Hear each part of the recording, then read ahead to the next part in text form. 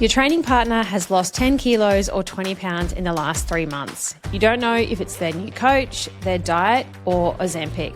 And if you're honest, maybe you've wondered, or there's been a niggly thought in the back of your head, wondering if that's something that you should be doing as well. GLP-1 medications are now firmly inside the triathlon conversation. Your swim club, your run club, these drugs are everywhere. The weight loss is visible, and triathletes are quietly asking questions across forums and all over the internet that they don't really want to be asking out loud. I'm Taryn, advanced sports dietitian and triathlon nutrition specialist. Today, I wanted to give you a clear breakdown about what GLP-1s actually do, specifically for the athlete population, what they do to your fueling, your gut function, your muscle mass, and your recovery when you are taking medications like this and also training for 3 sports. Now, I am not here to tell you whether you should be on one or not. That is between you and your doctor, the qualified professional that has a medical degree. My job is to translate what we know about them into practical, easy to understand information so that you can make informed decisions. Now, stay around to the end because I've got a practical section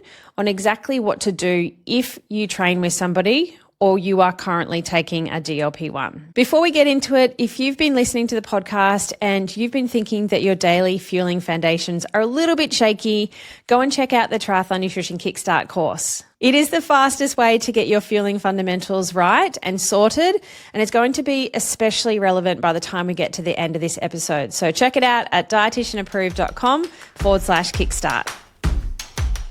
So what actually is a GLP-1? You might have heard about it, but not really sure about exactly what it is or what it does to our body. GLP-1 stands for glucagon-like peptide 1.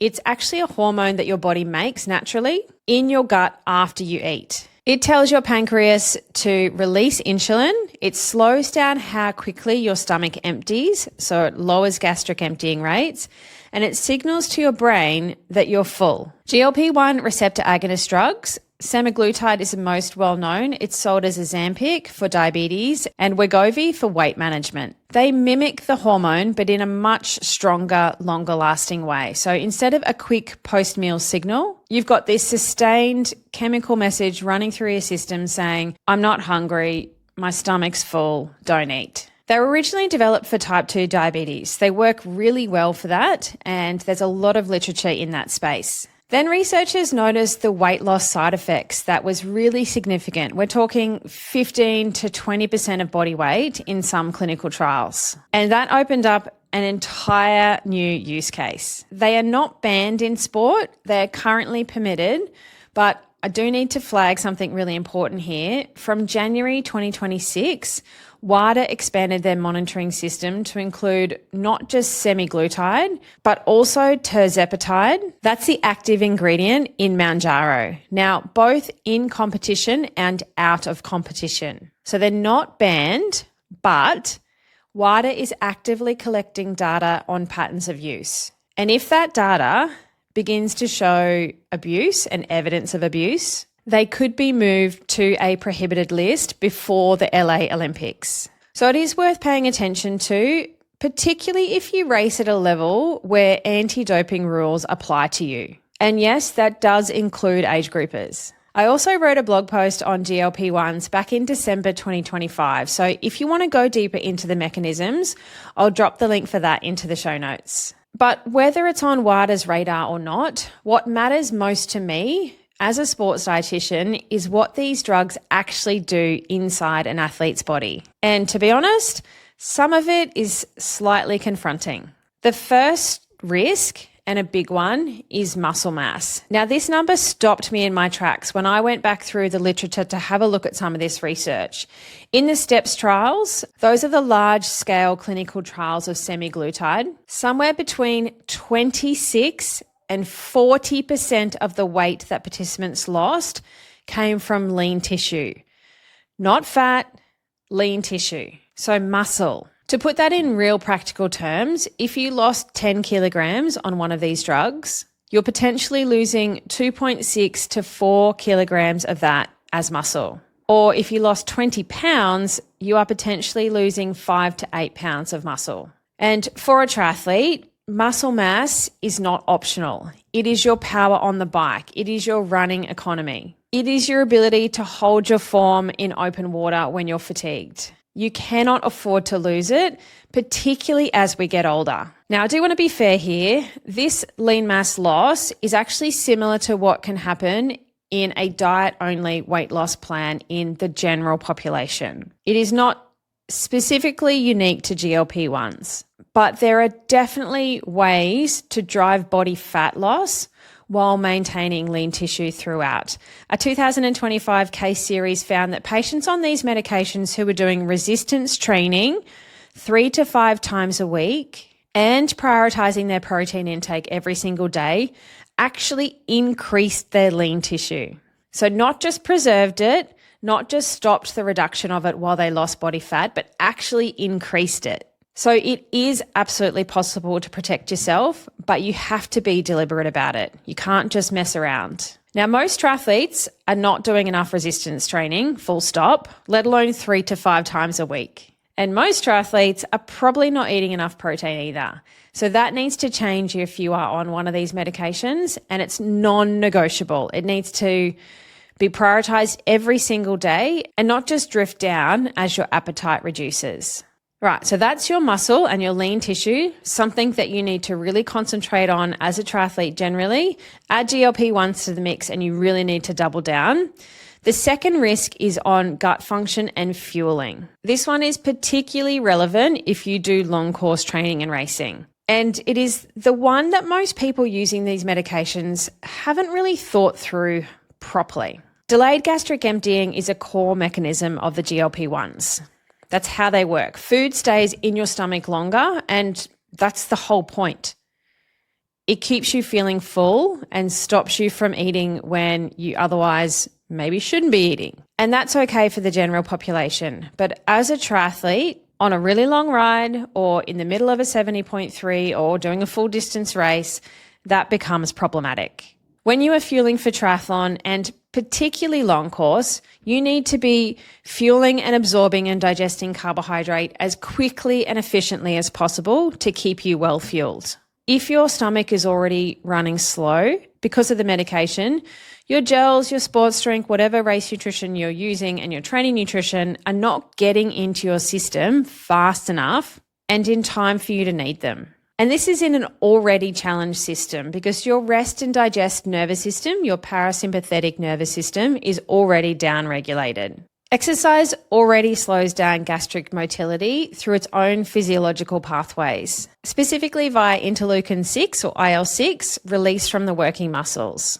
So you've got the drug slowing down your gut and your gut transit, and you've got exercise slowing down your gut, and you're trying to potentially fuel it 90 grams of carbs an hour. That is all just a recipe for disastrous gut distress. And then there's the thirst equation too. Many athletes that take GLP-1 medications report a blunted thirst response. The same mechanism that makes you feel less hungry also makes you feel less thirsty. So in a long race, particularly in the heat, or you're a heavier sweater, relying on thirst to tell you when to drink is a risky strategy.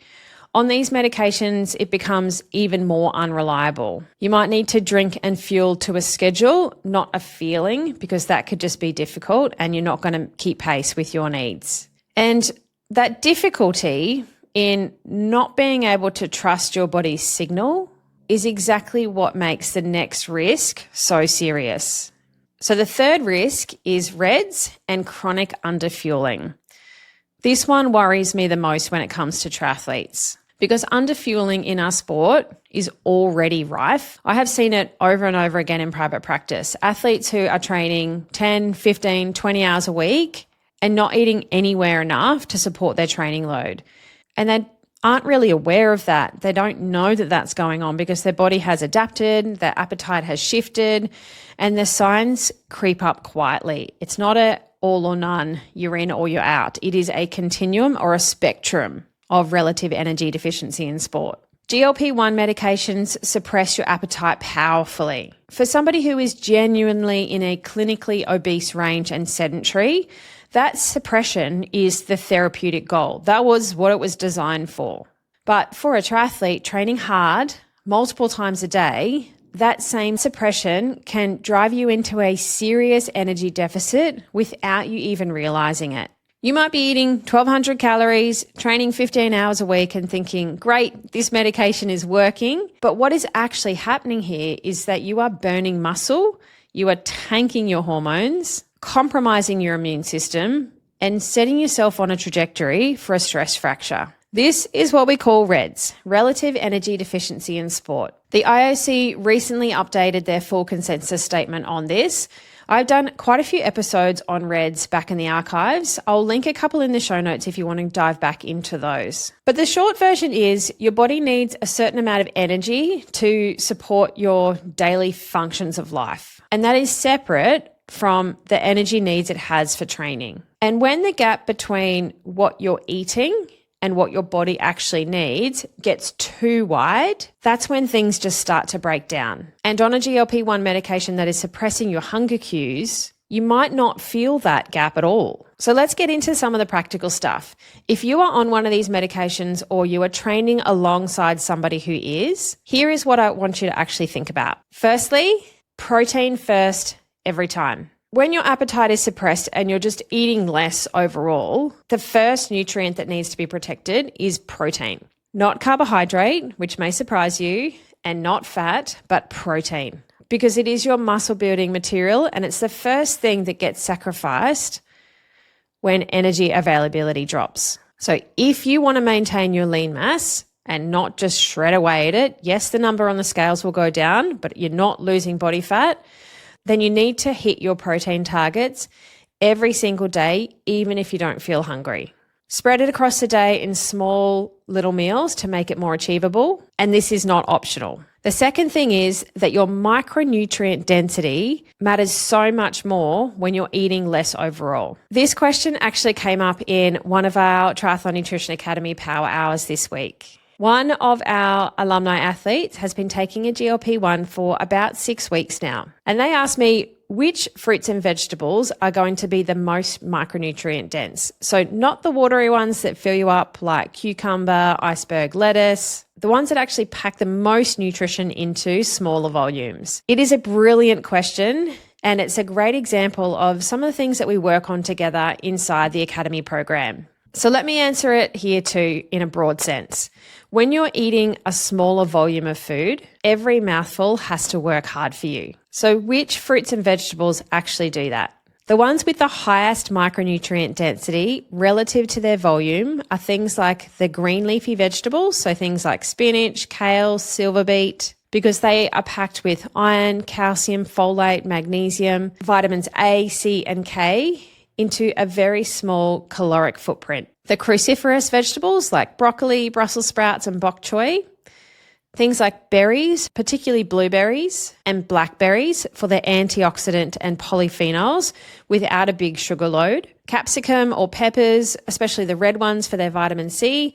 Avocados for healthy fats and potassium alongside our fat-soluble vitamins. And legumes like lentils and chickpeas, which straddle the line between vegetable and a carb protein source, but are incredibly nutrient dense. What you want to eat less of, not necessarily cut out, but deprioritize when you are volume constrained, are the higher water, lower density options like cucumber, celery, iceberg lettuce. They're not bad foods by any means, but if you have a limited appetite, they're not pulling their weight as well nutritionally. The next strategy you might need to implement is to fuel to a schedule, not necessarily to a feeling. In training and in racing, you can't rely on hunger or thirst to tell you when to eat and drink. So set a timer, fuel every 20 minutes, 30 minutes, whatever feels right for you. Your gut cues are not a reliable guide right now. So not my usual advice, but you're going to have to override that a little bit on a GLP-1 medication. And finally, get support from someone who actually understands the sport. Your GP, your medical practitioner, prescribe the medication. They understand the whole metabolic mechanisms, but they're probably not thinking about what happens to your race day fueling when your gastric emptying is slowed, or what a 30% lean mass loss means for your run off the bike. That intersection between the GLP-1 drug and the sport is where a sports dietitian who works with triathletes specifically becomes really valuable. Not to tell you whether to use the medication or not, or to adjust your dosing or anything like that, but to help you manage your nutrition around it so you're not inadvertently digging yourself into a hole. If you need help, get your name on the list for our next Triathlon Nutrition Academy cohort at dietitianapproved.com/academy. Or if you want to understand your daily fueling foundations better for right now, particularly when your body's hunger signals are being dialed down by medication, the Triathlon Nutrition Kickstart course is a great place to start. It's 6 modules, it's self-paced, and it's built specifically for triathletes. So head to dietitianapproved.com/kickstart to get into that now. So here's what we've covered today. GLP-1 medications like semaglutide are legal in sport right now, but they are under WADA monitoring, including tirzepatide from 2026. That's the situation right now. It may change. The 3 specific risks for triathletes on GLP-1 medications are lean mass loss, particularly if protein intake is inadequate to start with or it drops, and resistance training is absent or inadequate, impaired fueling and gut function during training and racing because of delayed gastric emptying and a blunted thirst cue, and the very real risk of drifting into reds because your hunger signals are suppressed and you're not eating enough to support training. If you are on a GLP-1, protect your protein like your life depends on it. Choose micronutrient-dense foods, particularly when your appetite is limited, and split it across into smaller meals across the day rather than 3 big ones. Fuel in training and racing to a set schedule rather than being guided by your body's natural cues. And get guidance from somebody that understands both the medication side of things, but the demands of training and racing for 3 sports. If you are training alongside somebody who is on one of these medications, please send them this episode because I know that this conversation is happening in triathlon squads all over the world, and they might as well be equipped with some of the right information that's practical to get them on the right path. Thank you for wrapping me around your ear holes today. Go smash your training, eat something healthy, and I'll catch you next week.